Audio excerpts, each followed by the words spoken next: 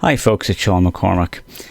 I don't know if you've been following my Twitter, but I've talked about how I'm not just going to jump into a season 2. I am not doing videos because I have a big apprehension about just jumping into it.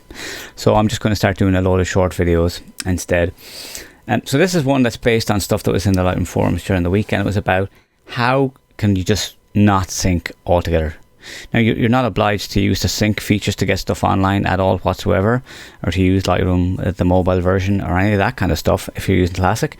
So what you can do is, if you come up here to this icon, you can see that it's actually syncing, and it's syncing the same 3 photos for a while, and so I'm going to have to go and fix that shortly.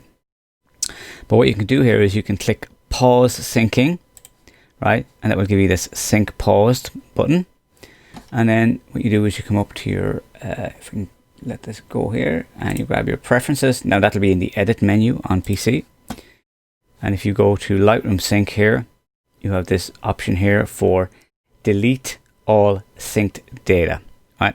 So when you do that and you leave this paused, you no longer have any data online. Okay, and so that is how you can just stop syncing. There's no stop syncing altogether. You literally have to use the pause button to pause it, but once it's paused, nothing will happen, and when you've deleted all the sync data, there will be nothing up there. Obviously, it's going to take a short while, but that's it. Funny enough, now my error images are in the set here that I have behind me, so yeah, maybe we'll see if I can sort that. I'll show you some. Actually, just on that note very quickly, while we're here, if you hold down the Alt or Option key, right, see here you have this option to rebuild sync data.